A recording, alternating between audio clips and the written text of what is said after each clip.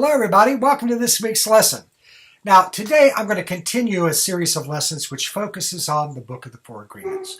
And this week we will wrap up Don't Take Anything Personally, and then begin looking at the third agreement, Don't Make Assumptions. Oh, that's a great one. I have four scriptures which speak into what I'm talking about today. The first one is from Proverbs 18 verse 2, and it reads, "A fool takes no pleasure in understanding, but only in expressing personal opinion." 1 Corinthians 13:6, "Love does not rejoice in wrongdoing, but rejoices in the truth." John 7:24 reads, "Do not judge by appearances, but judge with right judgment." And Acts 24:16, it reads, "So I always take pains to have a clear conscience toward both God and man." Wisdom quotes today. The first one is from the author Don Miguel Ruiz of this awesome book that we are looking at. It's "Don't make any assumptions. Learn to discern the truth." The problem with making assumptions is that we believe that they are the truth. We make an assumption, we misunderstand, we take it personally, and then we react by sending emotional poison with our words. This creates a whole big drama for nothing. He also writes, "Find the courage to ask questions and to express what you really want. Communicate with others as clearly as you can to avoid misunderstandings, sadness, and drama. With just this one agreement, you can completely transform your life." Now, I'm pretty sure you remember all the four agreements, but just in case, here's just a quick refresher. The first agreement is be impeccable with your word. The second, don't take anything personally. Third, don't make assumptions. And four, always doing your best.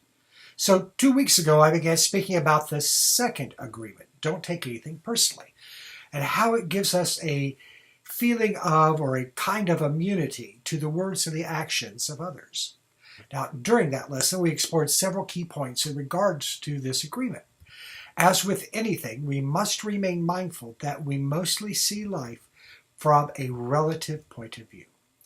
The relative world is the world of thoughts and emotions, which shift in many directions according to how we may feel in any present moment. This happens every moment of every day, whether we realize it or not. Relative truth is our opinion, and not necessarily an absolute truth. The second agreement states, don't take anything personally. No matter whatever happens around you, don't take it personally. Now, last week's focus brought us to ask the question, why do we take things personally in the first place?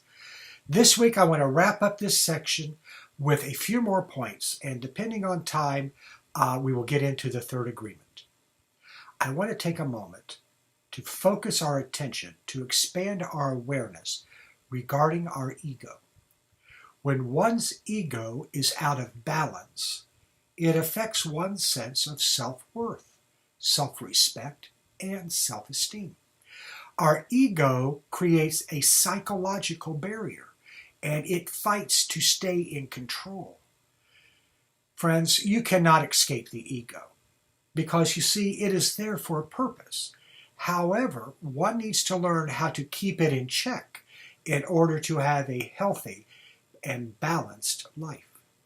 When someone takes something personally, Don Miguel calls it our sense of personal importance or self-importance. That is, the person affected feels like their little self or their ego is being attacked or threatened. The ego reacts because it feels the need to protect or defend that personal identity. It's scared. They want to protect that little me. The author estimates that most people use about 95% of their life energies defending and protecting themselves, and only about 5% really living. Imagine what our lives would be like if it were the other way around. Now, if you want to get an idea of just how strong your sense of self-importance is, I'm going to give you just a few couple questions to help you determine your self-importance quotient, or an SIQ. The more times you answer yes, the higher your SIQ, self-importance quotient. The lower your score, the more freedom, love, and joy you most likely will experience. As with all things, I suggest you be completely honest with yourself. That's difficult to do because so many times we just tell ourselves a story that isn't true. So we have to get to the point to be completely and utterly honest with ourselves. Here we go. Do I often try to impress people or to look good? How about this one? Do I often look for other people's approval? Do I often need to be right, for example, in a discussion? Do I often need to win, for example, a game, or maybe an argument, or for your point? Do I often need to help people in order to feel good about myself, or even validate my existence? Do I believe that others cannot manage their life without my help? How about this one? Do I often feel angry, resentful, or blame others? Do I often feel angry, blaming, or critical of myself? Friends, there is just a myriad of questions that you can ask yourself regarding your sense of self-importance. But now hear this. The questions I just stated, if any of those things ring true to you, do not use your response to degrade yourself. These questions are merely there to help you awaken to how you operate in the world. In fact, there is probably not a human being on the planet who doesn't have some of this. So as you explore this hidden realm of your psyche, just relax and treat it like a game. Just become aware. That's all you need to do. The last point I want to make is, don't misuse the second agreement. Don Miguel and his son addressed this in their follow-up book titled The Fifth Agreement, A Practical Guide to Self-Mastery. They want to caution you not to take the second agreement to extremes. When you take anything to one extreme or the other, you are setting yourself up to become unbalanced. The root of all suffering is created from an unbalanced state of consciousness. If nothing is ever about you, then you can never do wrong by definition. In the space of the unbalanced soul, they feel they are at liberty to say hurtful things or be neglectful of a loved one and not feel one shred of responsibility. Sure, they've told you you've hurt them, but hey, it's all in their dream, right? The rhetoric is creepily reminiscent of gaslighting. After all, narcissists, bullies, and abusers tend to follow the exact same logic to control their victims. So don't take anything personally. Doesn't mean don't listen to anything critical that another person has to say.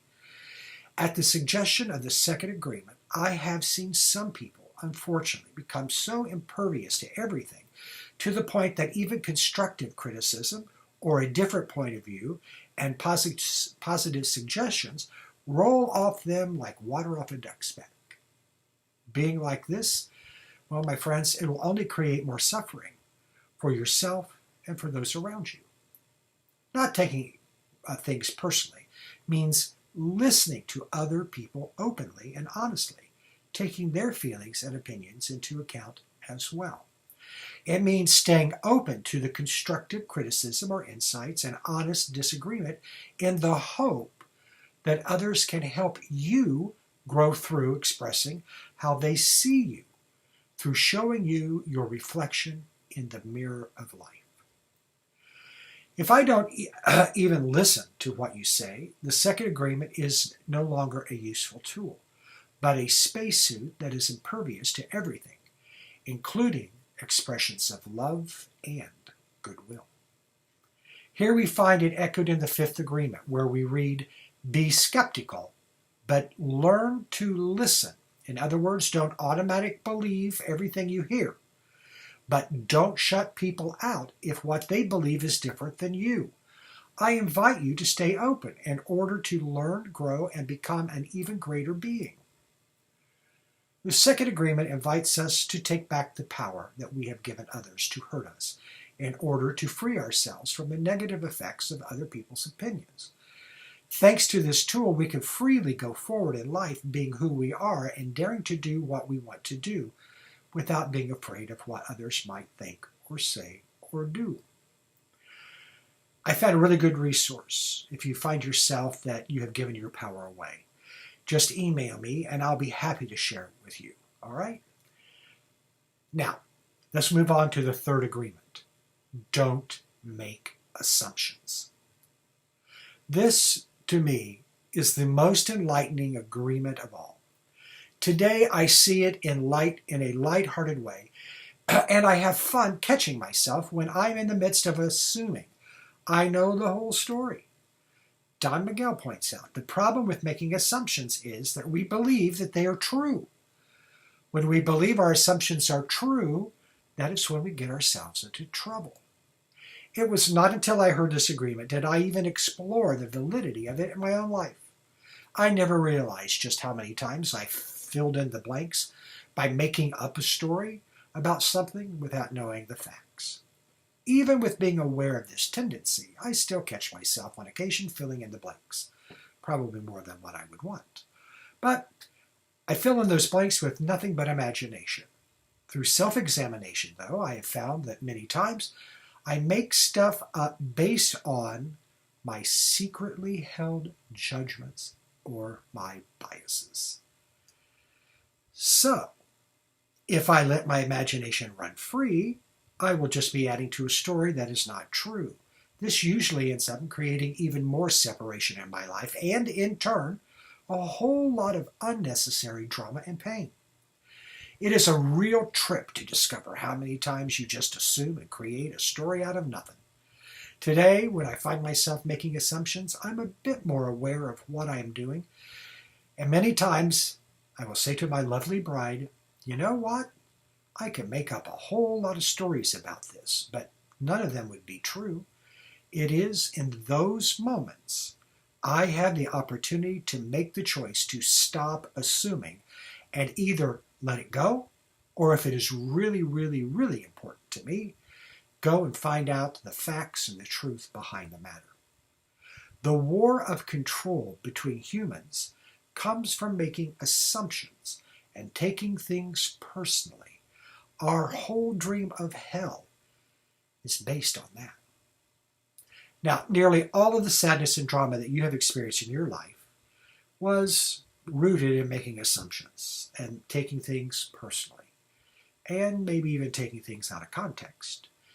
Take a moment to consider the validity of this statement. I never realized how many times I just made up a story about something without knowing the facts. You see, we create and spread a lot of emotional poison just by making assumptions because we took something personally. When we take something personally, many times we will share the emotional pain of our assumptions with others in order to try and find relief from our own pain. Now remember, when we are not impeccable with our word, we will have the tendency to infect others with the pain that we are experiencing. It is just like a plague. You don't intentionally go about spreading it, but you do unless you keep yourself in check and do what you need to do to stay balanced and return to being impeccable with your word. Now, our ego can prevent us from asking for clarification and seeking to know the intention or motive behind whatever it is. This is the assumption behind the story that men do not like to ask for directions. Well, I hate to blow somebody's bubble up, but the same holds true for women and children. You see, it's an ego thing. We love to prove ourselves right, even if it is not based in truth or fact. We also seek to defend our assumptions. We personally want to be right. However, in our attempt to prove we are right, we may push someone under the bus in our attempt to look good, or in an attempt to influence another to see it as we see it, and making the other person's opinion wrong, which really is just a way we manipulate each other and we perpetuate a lie. Now, don't you think it's always better to ask a question than to make an assumption? You know, as well as I do, that assumptions set us up and others for more suffering. Assumptions confuse our minds. Therefore, it is much more difficult to know what is real. In our confusion, we misinterpret everything. We can only see what we want to see and hear what we want to hear. Thus, we are unable to perceive things the way that they really are. Thus, we live in a world of make-believe.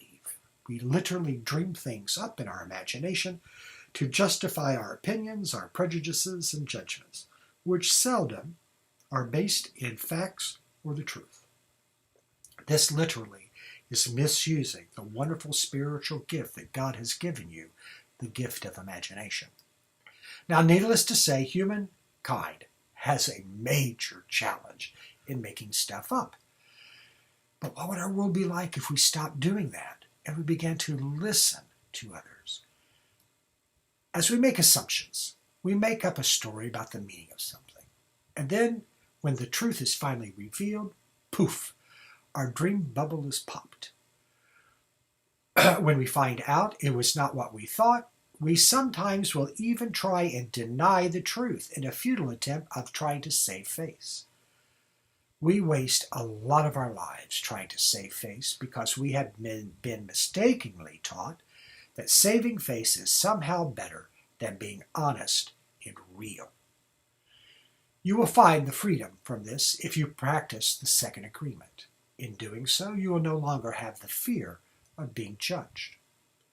Life is so much easier if you will just admit you assumed incorrectly. I have found that people will, in fact, will respect you far more if you just admit you made a mistake. Our time has come to a close today. Next week, well, we're going to continue on to explore the third agreement, and we're going to have some fun with this. So now, I want to take a moment to thank you. Thank you for tuning in today. And really, again, thank you so much for all of you who continue to support this ministry. Your ongoing prayers and financial contributions are necessary to keep this operating. If you care to contribute in a financial way, you can send your tithe or gift to Unity Life Enrichment Center. Our address is 10417 South Orange Blossom Boulevard, Sebring, Florida 33875. Also, right below this video, we have made it possible for you to give online. Now, if you have a prayer request, simply call the office at 863-471-1122 and leave a message. Messages are checked daily, and be assured your request will remain confidential. If you wish, you can also send your request and any comments or questions about the lesson via email. Our email address is unitysebring@gmail.com. That's unitysebring@gmail.com. Now, you may also call Silent Unity at 1-800-669-7729 for a live one-on-one prayer. If you're on Facebook, you are invited to join me and Adam Abbott on Sunday morning around 10:30 a.m. on our Facebook page. There you can join us in a time of meditation and prayer. Now, if you have not liked our Facebook page, please do so now. The link to like is just right of this video. Select the link and you will have access to us on your own page. Our Board of Trustees has sought Spirit's guidance, and once again, Spirit's directive is to wait yet another week.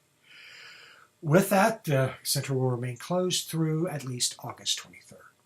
Now, I truly want you to know that the board will continue to seek Spirit's guidance each week as what actions we are to take for the overall good of our congregation.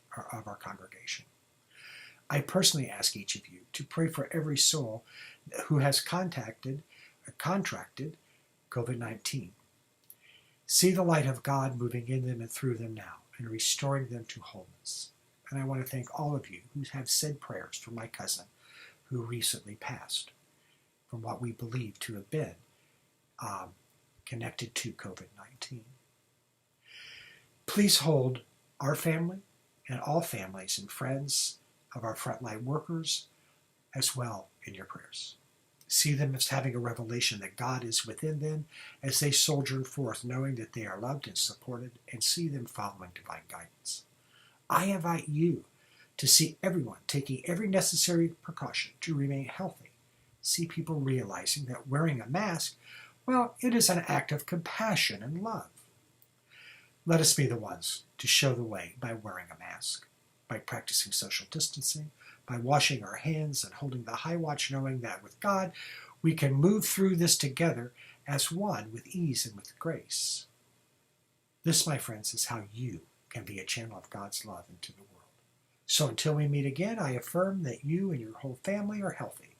I affirm you and I continue to spread the love and the joy of God within us with everyone you think about and those in which you meet.